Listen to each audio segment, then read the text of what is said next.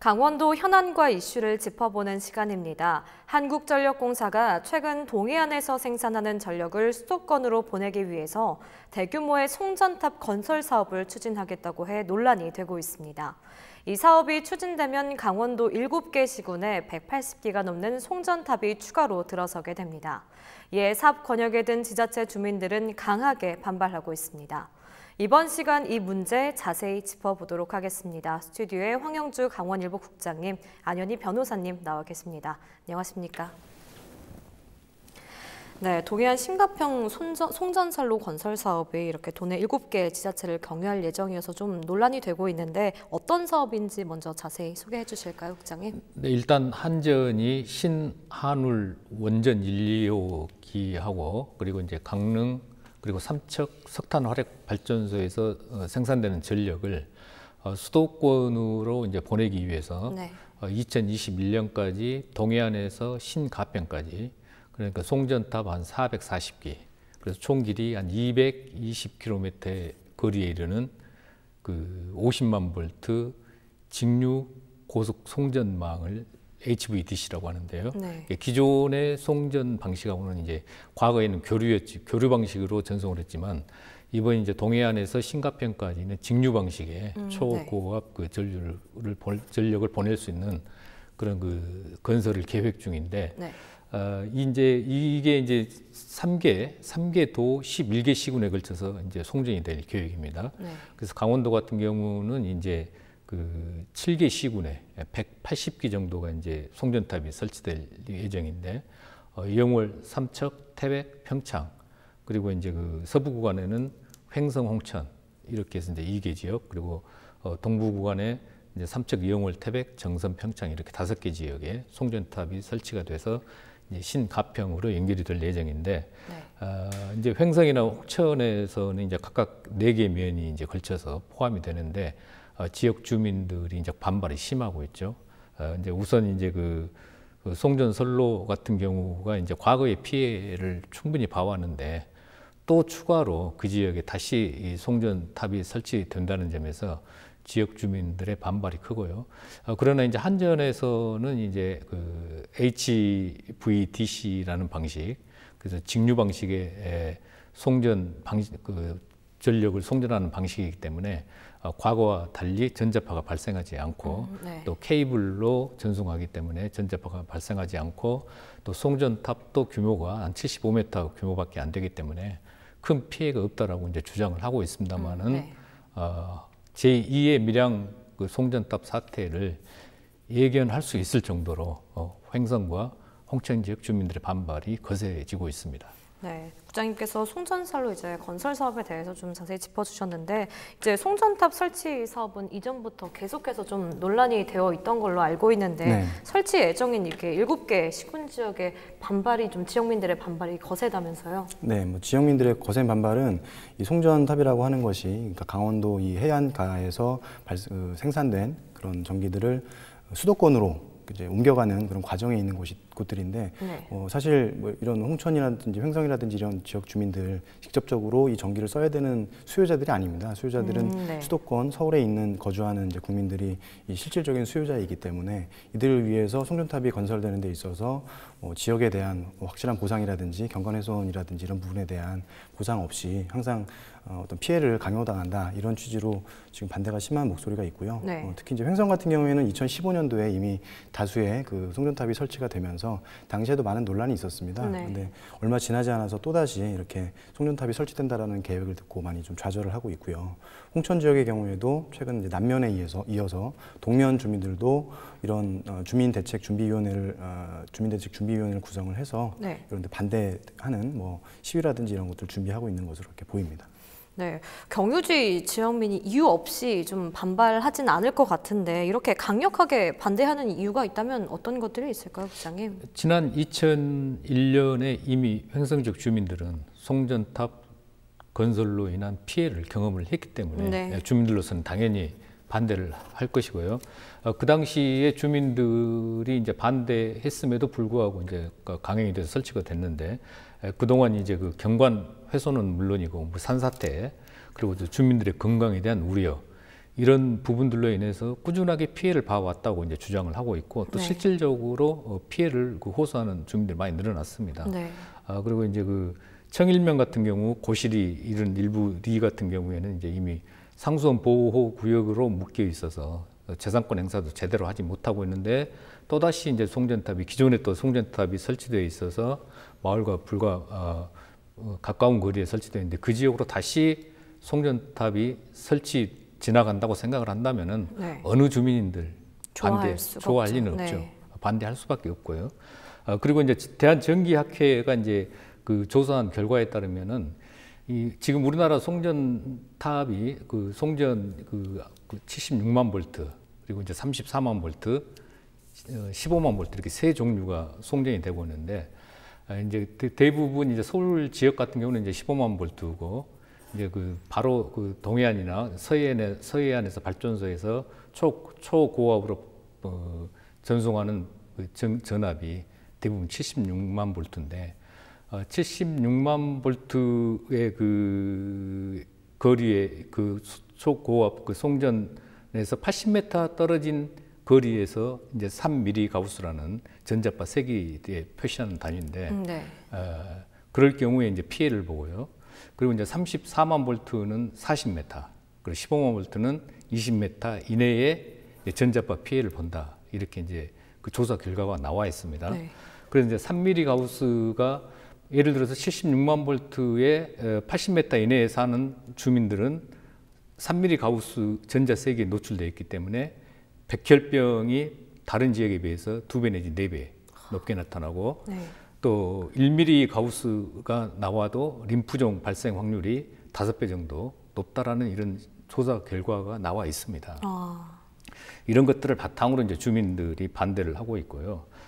그리고 이제 그 주민들에게 이제 또 한 가지 주민들이 반발하고 있는 이유는 이미 한전이 송전선로 등을 계획을 해놓고 주민들의 입지 위원회 구성해서 설명회를 한다고 하는데 그거는 이제 이미 그 주민 설득하기 위한 수순 방편이지 않냐.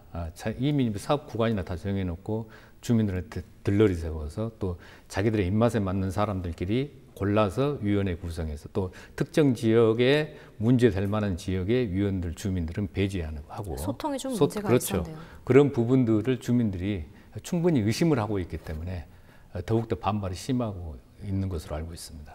네, 뭐 건강상의 문제나 소통상에 좀 문제가 있다고 국장님께서 좀 짚어주셨는데요. 앞서 좀 말씀해주신 부분 중에 사실 많은 분들이 걱정하는 것이 바로 고압 전류가 흐르는 송전탑에서 발생하는 전자파의 유해성이 아닐까 싶은데 실제 이 고압 전류의 전자파가 얼마나 위험한 겁니까? 전자파 유해성 논란은 지금도 계속 진행 중인 부분인데요. 송전탑에서 나오는 전자파가 인체에 유해하다라고 하는 그런 실증적인 연구 결과들도 많이 있고요. 네. 주변에 사시는 분들이 실제로 백혈병이라든지 각종 질환에 노출되어서 그런 질환을 호소하는 경우들도 많이 있었습니다. 네. 현재 세계보건기구에서도 지난 2002년에 송전선로에서 나오는 극저주파 전자파를 이런 어떤 발암 가능성 물질로 이제 분류를 했었었고, 이런 발암 가능성 물질 중에서도 가능성이 높은 쪽으로 그걸 이동을 해야 된다라고 하는 이제 주장들도 나오고 있고요. 네. 그리고 국립화학과학원 연구원들도 전자파가 뇌종양이라든지 임산부에 대한 유해성, 당뇨병, 치매 등을 유발할 가능성이 있다.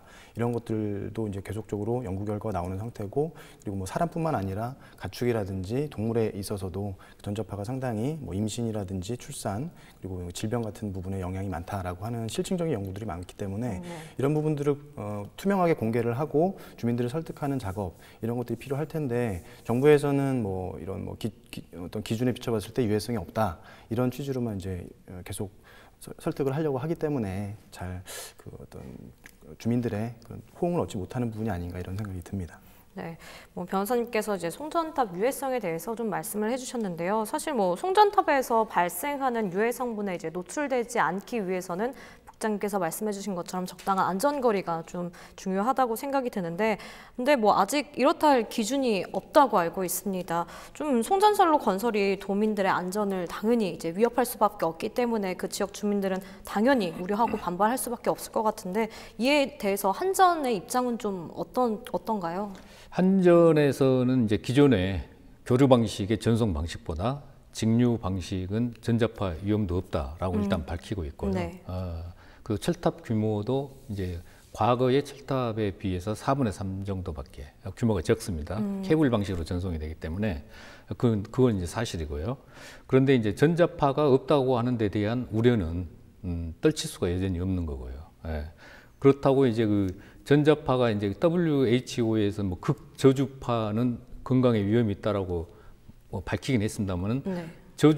저주파 같은 경우는 더 연구할 필요가 있다라고 이렇게 밝혔었거든요. 네.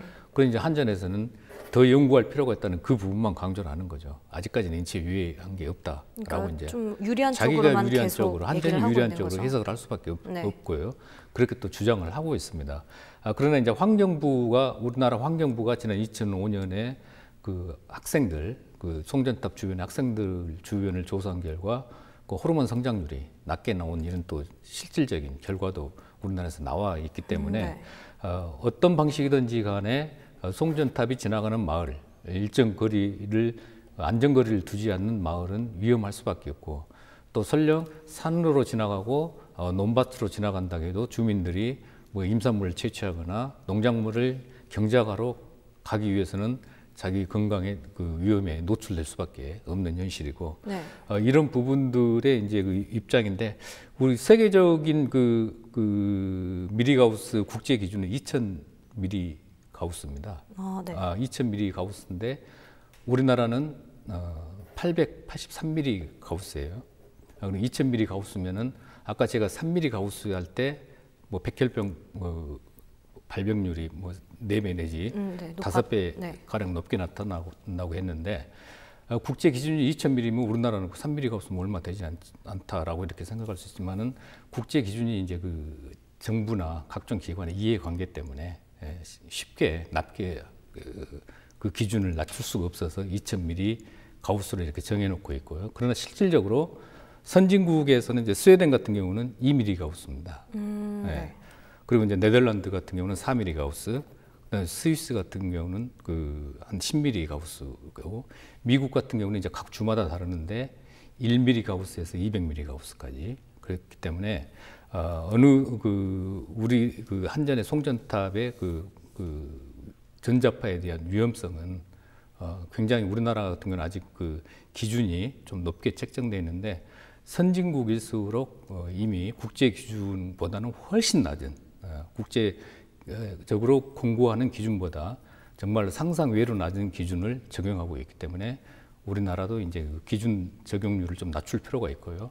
송전탑에 대한 그런 그 우려 이런 부분에 대해서 좀 정부에서도 또 한전에서도 심각하게 좀 생각을 해야 주민과의 갈등을 최소화할 수 있다라고 생각을 합니다.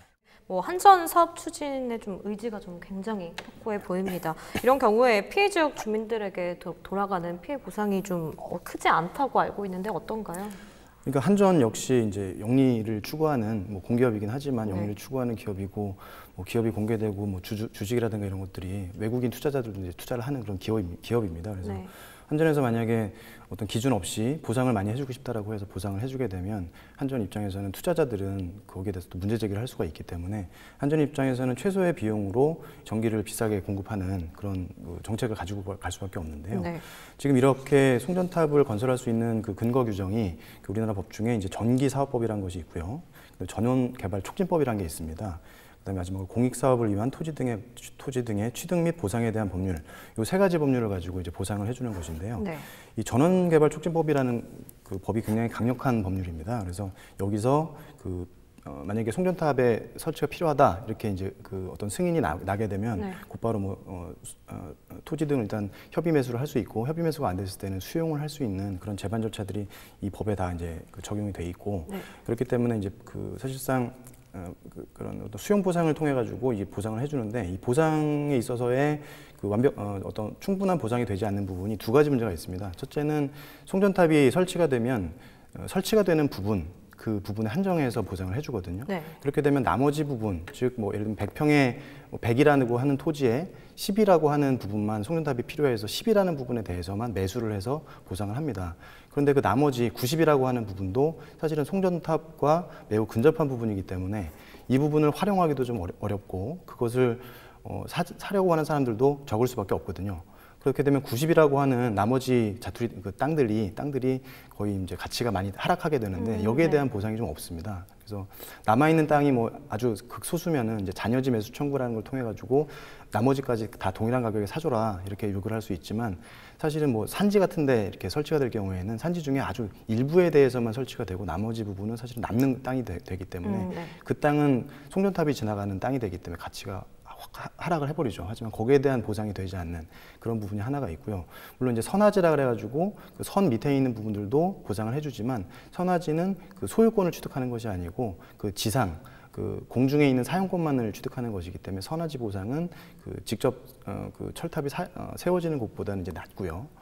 그것이 한 가지 문제고 두 번째는 보상의 기준인데요. 보상의 기준은 이제 시가 보상으로 하도록 돼 있습니다. 그런데 송전탑이 건립되는 곳들 대부분이 산지, 산악지형이기 때문에 매매 사례들이 많지가 않고 결국에는 이제 공시지가를 기준으로 해서 거기에 이제 가중감경을 해서 보상금을 책정을 하게 되는데 뭐 잘 아시겠지만 강원도 산지들 같은 경우에는 그 어떤 뭐 공시지가 이런 것들이 뭐 몇천 원, 몇백 원 이렇게 하는 곳들도 많거든요. 뭐 그런 공시지가 그쪽에 이제 보상이 이루어진다라는 걸 알았으면 공시지가를 좀 이의 제기를 해서 높여놓는다든지 하는 그런 조치들도 해놓으실 수가 있는데 그런 거 없이 방치되어 있는 토지들 같은 경우에는 공시지가가 매우 낮기 때문에 사실상 보상하는 가격도 작고 보상하게 되는 면적 자체도 작기 때문에 충분한 보상이 이루어지기가 힘든 구조로 되어 있습니다. 네, 변호사님께서 이제 피해 보상에 대한 이야기를 짚어주셨는데 이번 송전선로 사업뿐만 아니라 대규모 사업의 경우 주민들과 갈등과 논란이 지속적으로 발생하고 있습니다. 네, 다양한 사업을 이제 추진함에 있어서 지역민과의 마찰을 좀 줄이기 위해서 앞으로 어떤 노력들이 필요하다고 보시는지 국장님부터 말씀을 해주실까요? 이 송전선로 건설을 둘러싼 갈등은 어제 오늘 일이 아닙니다. 지역마다 곳곳에서 이제 해마다 발생을 하고 있고요. 네. 또 안전하고 평화롭게 사는 권리를 박탈당한 그런 것 때문에 단순하게 뭐 보상으로만 이렇게 해결할 수 있는 문제도 아니고요.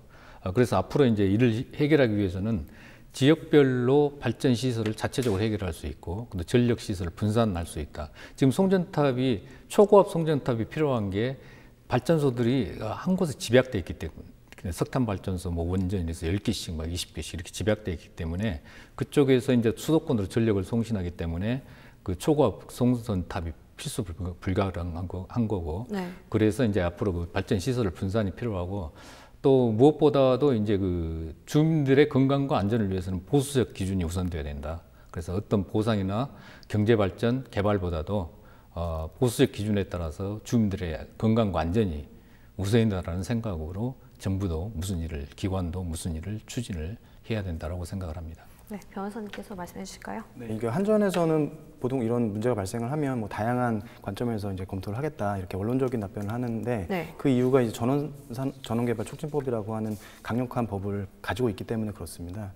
이제 국민들이 원하는 것은 이게 어떤 위해성이라든지 유해성이라든지 이런 부분에 대한 그 투명한 정보 공개를 통해서 우리들이 이 송전탑이 생김으로써 어떤 피해를 받고 여기에 대해서 어떻게 보상을 할 것인가 이런 부분에 대한 이제 어떤 투명한 공개가 필요하고 그리고 이제 주민들에 대한 보상 역시 지금은 좀 암암리에 주민 협의체를 구성을 해서 보상을 하고 무마시키는 형식으로 진행이 되는데 거기에 대한 좀 명백한 법적 근거도 마련하고 그 주민들에게 그 보상된 돈이 주민들의 실질적인 삶을 향상시킬 수 있도록 이렇게 적정하게 사용될 수 있는지도 관리 감독할 수 있는 방안 이런 것들도 좀 필요하다고 봅니다. 네, 여기까지 듣도록 하겠습니다. 네, 지금까지 황영주 국장님과 안현희 변호사님과 이야기 나눠봤습니다. 두 분 오늘 말씀 감사합니다.